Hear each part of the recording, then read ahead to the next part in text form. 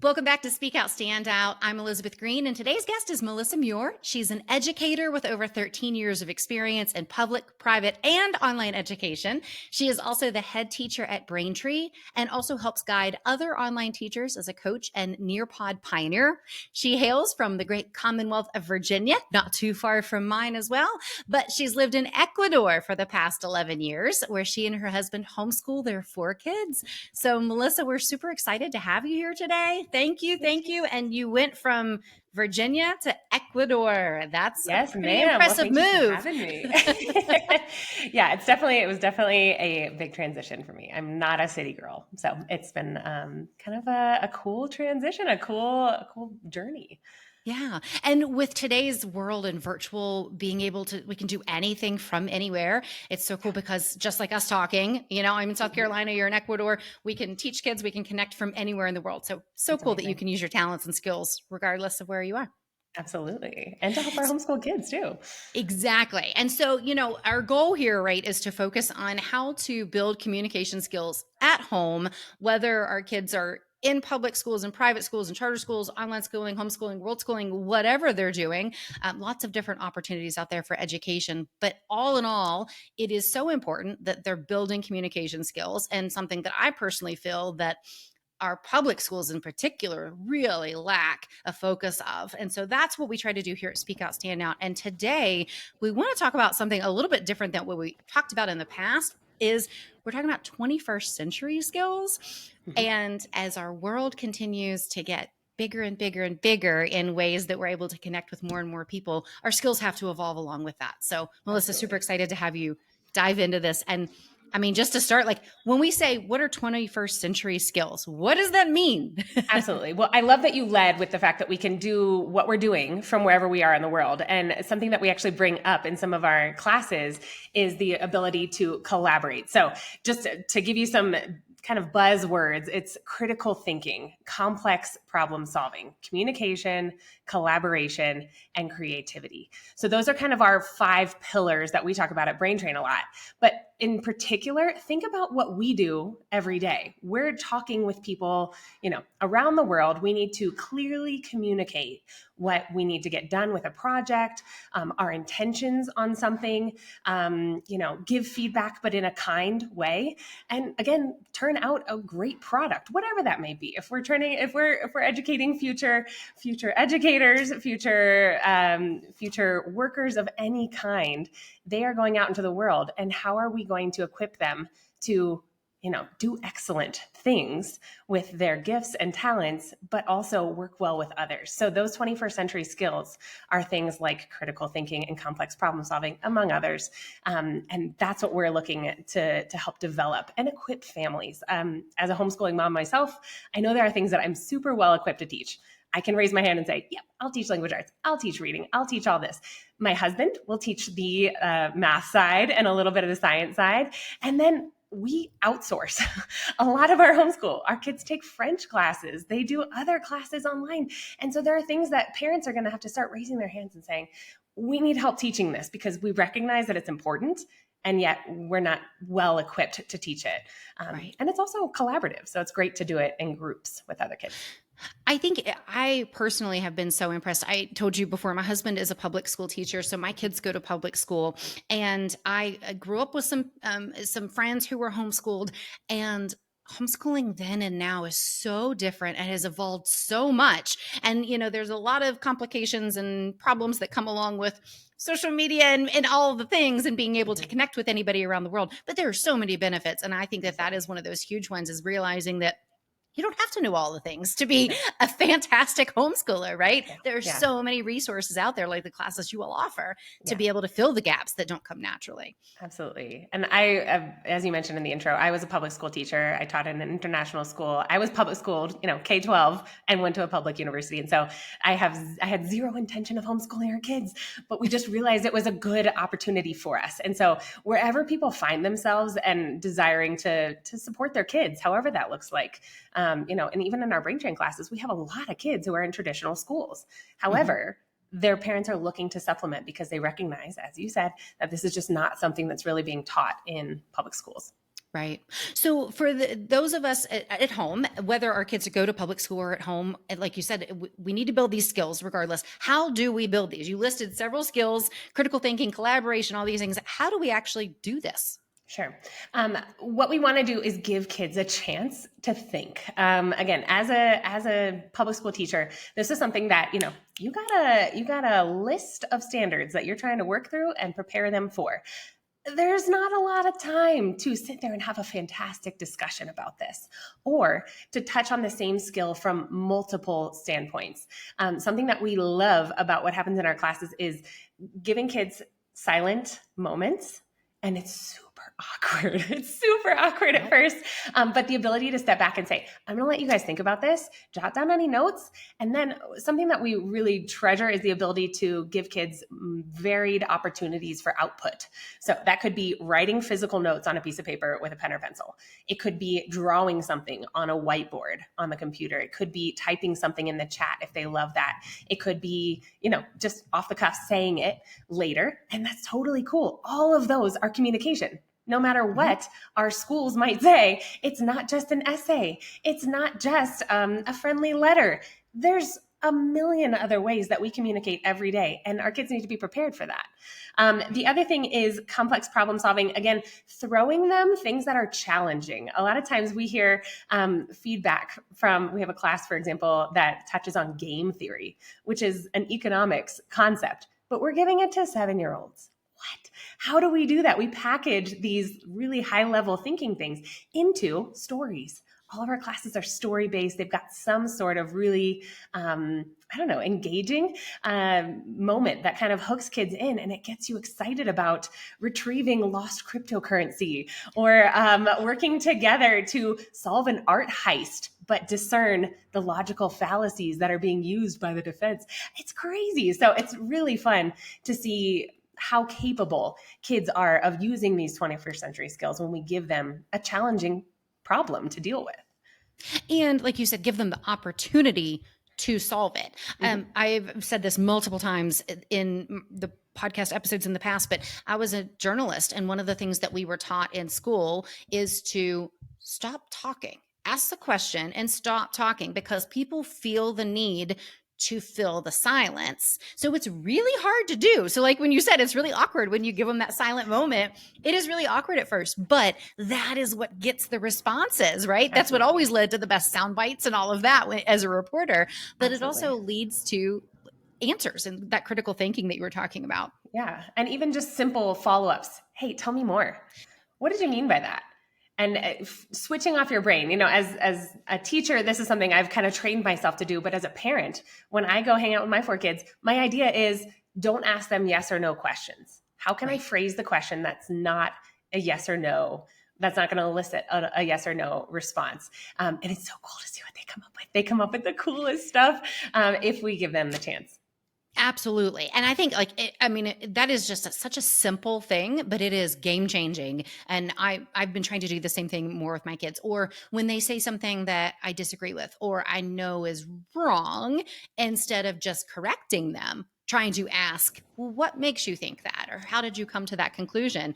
And just a side note too, whenever you were talking about the skills that are the things you're teaching 7-year-olds, we've noticed that too in the classes that we offer, that we're debating things like, should plastic bottled water be banned and things like that. Whereas sometimes parents will come to us and they'll be like, these topics might be too advanced for my child. Actually, no, they're really not. If we give our kids, even at 7 years old, the opportunity to share their opinions and thoughts on things like this, they have opinions and thoughts. And oftentimes they're really valid and really great thoughts and opinions. So we stump them sometimes by not giving them those opportunities. And I would even say, that's the beauty of doing this in community. So our classes are between, 1 and 8 kids, but the sweet spot is when there's 4 to 5 kids in there, and you get differing opinions. You've got kids who are experts in this area, kids who are experts in another area, and they bring out the best in each other, which again, 21st century skills, that's life. That's work. Right. When you step into a job or a position or a goal of some sort, you're working with other people who are good at some things. that you aren't good at and who are not as good, and you can step in and be the expert in that area. And it's such a cool opportunity to step back. And we call ourselves conductors. We're not the teachers in class, we're conductors, because we're just conducting the conversation and letting them have the conversation and solving these problems. And so it's really cool. They're capable of so much more than we give them credit for. Absolutely. And what do you say to the families at home that, that maybe they've never taken online classes, or maybe that's just not something that's in their budget right now, or, for whatever reason, they're really focused on doing their education at home with their core family group or whoever they're with, and there's not a whole lot of opportunity for collaboration. What kind of strategies can they implement to still get these same benefits from their kids? Absolutely. So I think starting with your words, like we were just saying, change your line of questioning. What are you going to challenge them with? Start with yes or no questions. Eliminate those from your vocabulary. Hey, would you prefer this or this? Why? Or give them the opportunity to express themselves in different ways. If you're homeschooling, if you happen to be homeschooling and you're asking them to journal each day, then change it up. Give them the chance to type. Give them the chance to draw it. And maybe there's a reduced amount of writing there. Just different opportunities for them to give output and express themselves differently. I would also say get them working together with other kids in some way. This could be hanging out at the park. Hey, I've brought these 5 tools. What are you going to do with them to help us accomplish this goal? What are you going to do with them to help someone in the park right now? Give them some sort of challenge. Could be like a benevolent challenge. How can we help somebody around us today? Let's do something sneaky kind and go do it. And again, you're instilling values there. You're instilling teamwork, and you're helping them communicate and complex problem solve wherever they are. So this doesn't have to be done in a classroom setting. And I think the more you start to do it, you take those baby steps, it'll become so apparent because they are all around you. And even just the simple act of getting chores done, or the sequence of getting chores done. If I ask, for example, I just did this before we started recording, we're finishing lunch. So what's the sequence that we should do to clean up after our lunch today? Should I sweep first, or should I knock all the crumbs off the counter? Oh yeah. If we do that second, it's going to get messy again. So we'll have to sweep twice. Oh, let's clean the counters first and then we'll sweep. Stuff like that. That's silly and daily and kind of monotonous. But at the same time, you can really infuse this into just the smallest things. I think that's so important to hear, especially because, we're constantly moving on to the next thing, right? There's a laundry list of things that we all need to accomplish every day. So it's just moving on. Let's get this done. Let's move to the next, move to the next, move to the next. I never would have considered asking my kids that. I would have said, you need to wipe the counters first and then sweep, and never really given them the opportunity to figure out why, or even remember it the next time, because it was just a command and not a thought on their part. Exactly. So I think that's or really having them observe even what we do. Sometimes we have, if we need the house to smell nice or something, I'm like, yeah, I'm putting it in this metal dish. Why do you think I'm doing that? Oh, well, if like the wax drips, or if something happens to be near it, or we don't want somebody to bump it on accident, it's less likely if we've got something around it. So just the little things, asking them why, having them be observant, and having them take that extra step of why, or what do you think could happen, anticipation. Yeah. So let's talk a little bit more about, you said something that really hit home with me too, about giving them different opportunities in the way that they respond. That when we think of communication, we think of speaking primarily, right? But like you said, there are so many other forms of communication, writing, drawing. Why are those important, and giving the kids the option? Why should we do that? And just say, instead of saying, we're going to, or think about this and we're going to write it out, or we're going to, whatever. Why should we give them the option? Sure. I think choice is one of the very small but very meaningful gifts that we can give kids. I know, as somebody who went through public school, it was always write this, do this, turn this in, this is how. And looking back, and my husband and I, as we were reflecting on why we would homeschool, that was near the top of the list. We didn't want our kids just be box checkers. That was me as a kid. I did so well in school because I could check all the boxes. But if you ask me some of the concepts that I got an A in, it was just because I was able to turn in what the teacher wanted. And so that's, again, not something I'm proud of, but something that I've turned into like, hey, we need to fix this in how we educate. And that's been something that's been a real big focus for us, especially in brain train classes as well. We get kids from all walks of life, from all over the world, who have varying abilities. Even we've got a huge diversity of abilities in there. We've got a lot of kids who are 2E, twice exceptional, so they're perhaps gifted and also have some sort of extra learning challenge involved. And so we may not know that in our own kids yet. That may not be apparent at their age. So giving them all these different opportunities to express themselves, I think, is huge in terms of figuring out how we can best get what we need, get the information from them. Do you know this concept or not? But I think it's also huge for them. Something that we love to focus on is metacognition at Brain Train, thinking about how we're thinking. If we can think about, the order of things or what I should probably do first and why, my priorities of getting something done. If we don't give kids the option there, they're not walking through those metacognitive steps to say, hey, I think this is my preference and here's why. I love getting my 5-minute tasks done quickly because then I love kind of sitting in those tasks that take a little bit longer. I know that about myself because I just love checking those boxes and getting those little things done. And then I can go and explore some of that new stuff that might take me longer. These are some of the metacognitive concepts that if we give our kids the chance to express themselves in multiple ways, they're going to start to learn about themselves. And I imagine you have a story like this too, but perhaps when you were in school, a teacher spoke and said, hey, I observe this about you. I see this in you. I see you're really good at this, or I see you're struggling with this. That informs how we think of ourselves. Thankfully, I had a lot of fantastic teachers who spoke positive things into my life, and I was able to take those and walk in, on my way to teaching, which I didn't know at the time, but that was something that came from a teacher. And so if we can kind of help kids arrive at that conclusion as well, I think that's huge. I think that's a really cool gift that we can give them. Yes, absolutely. And, on my personal experience too, just for anybody who's listening that might be not familiar with this or have experienced this yet with your child, my oldest son, for years when he was probably 6, 7, 8, like animal creature expert, knows every single thing about any living creature on the planet or even elsewhere.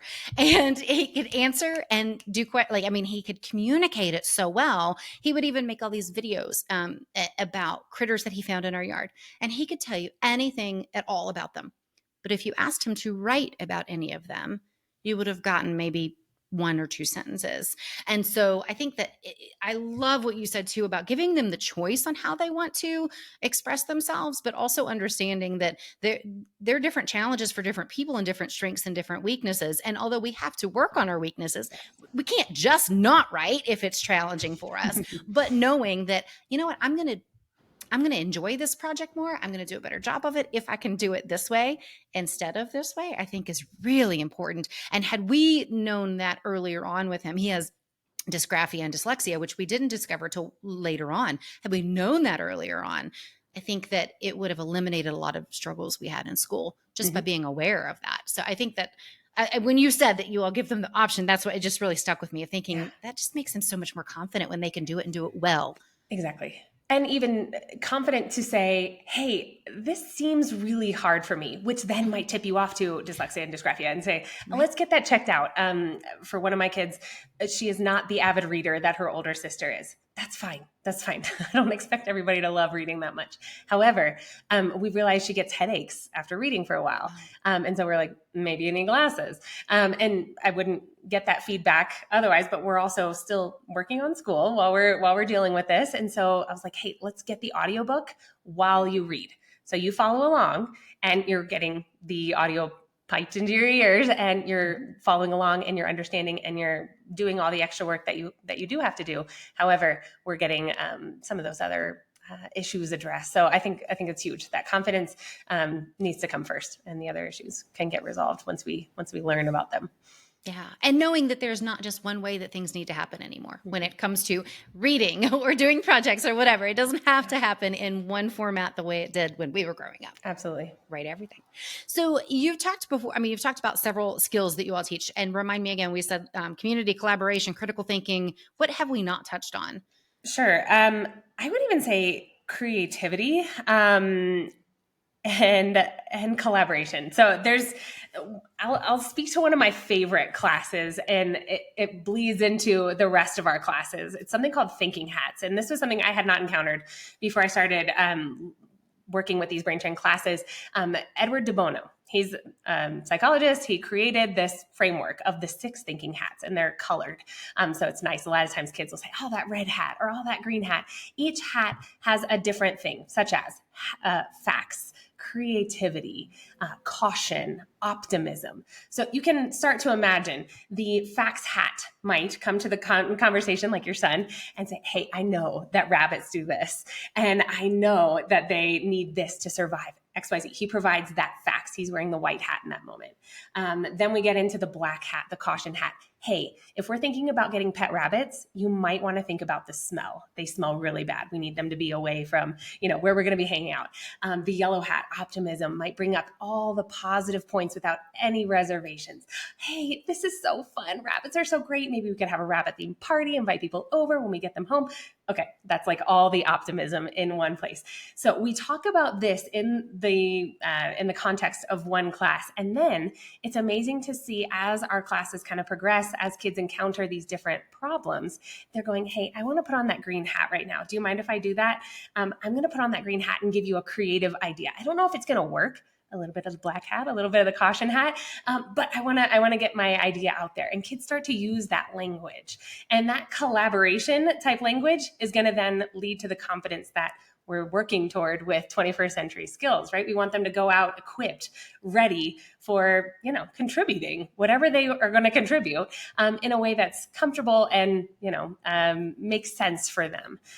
So we love using that sort of framework. But it's also a really cool thing to see how they'll step outside of their comfort zone and how we can do that as well. So if I know we've done thinking hats with a kid and, your son happens to be in the class and I know he's going to bring up facts all day long, and be like, hey, what do you think? What might be a really positive thing about this problem that we're working on? And I'm going to challenge him. I know I'm challenging him, and he might be reaching. He's going to reach for something positive to say about the situation because all he wants to give me is facts.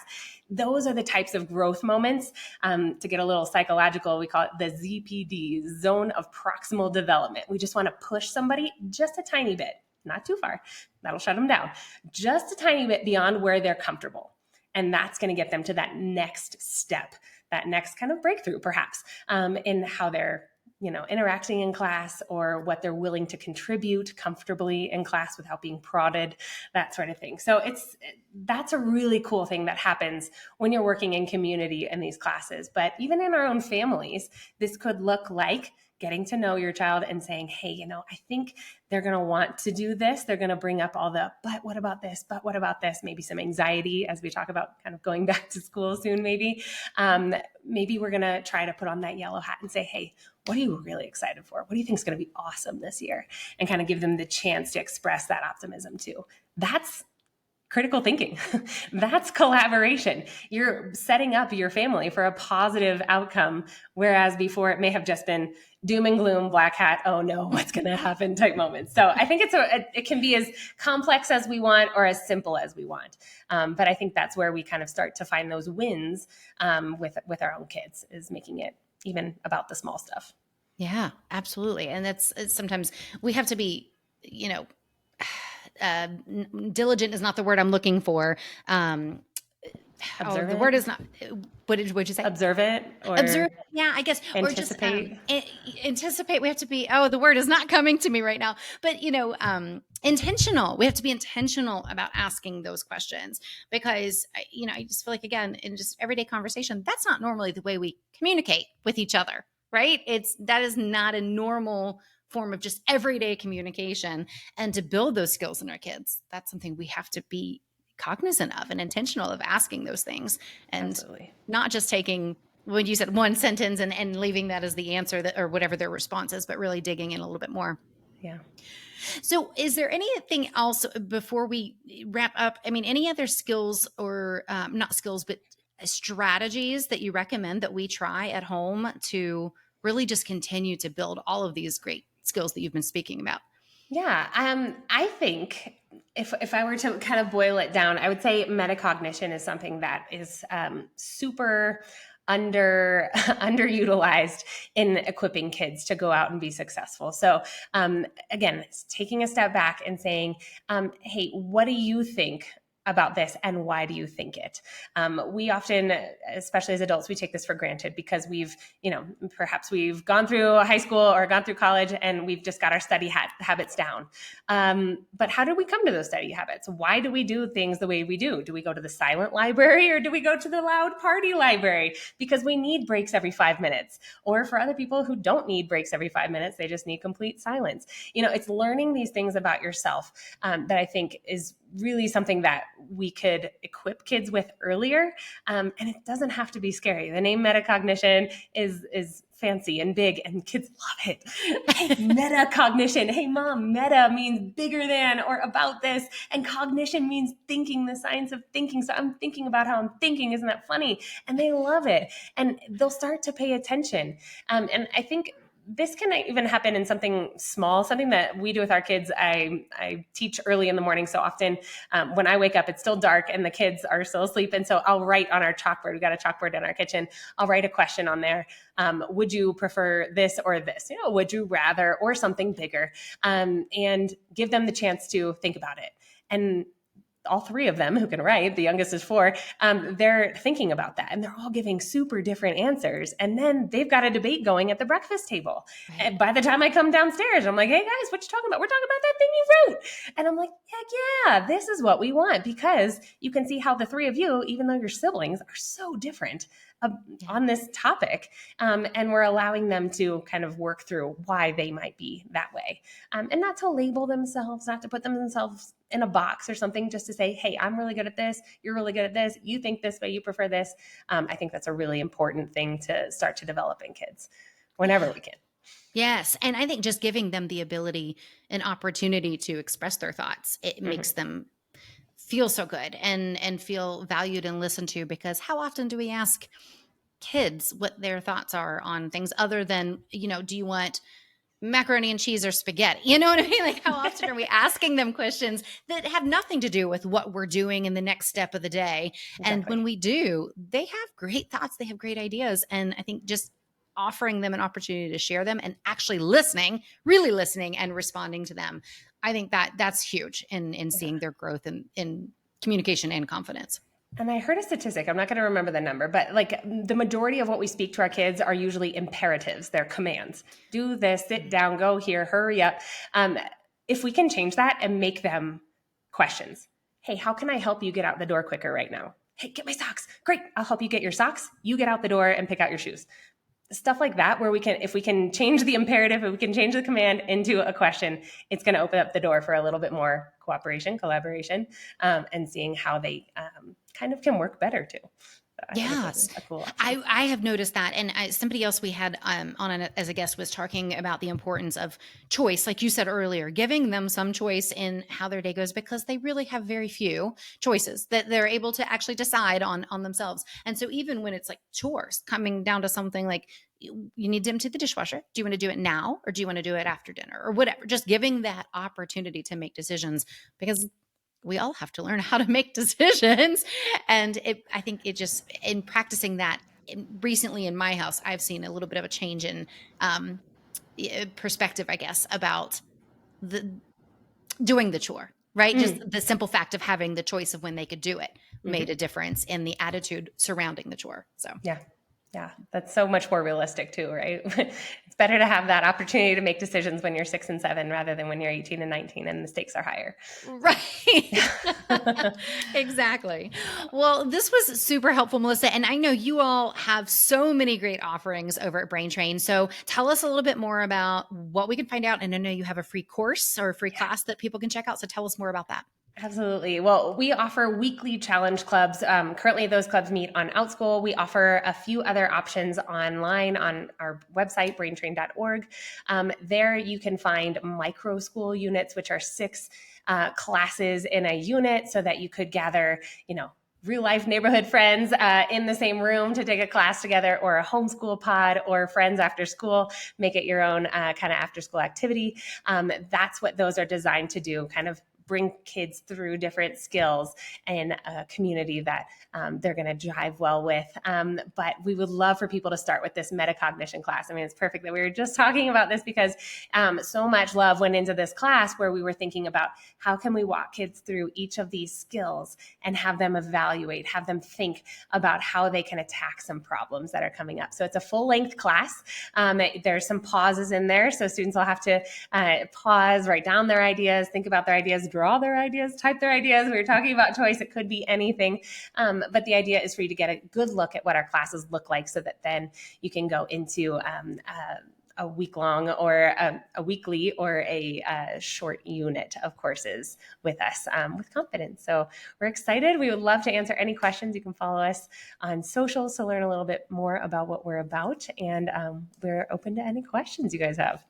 That's awesome. Well, thank you, Melissa. Again, really appreciate your insight and everything you all offer. I know you're making a major difference for so many kids, and you can check out all of these things on her website. We'll have, of course, that linked in the show notes, and you can reach out to her through socials, all the things. So be sure to go check it out. At the very least, go check out that free class. I am going to be doing that this weekend with my son. So we're excited to check it out. At the very least, go check that out. But I'm sure you're going to find lots of other great resources there that can help you as well. So thanks again, Melissa. We appreciate your time. Thank you.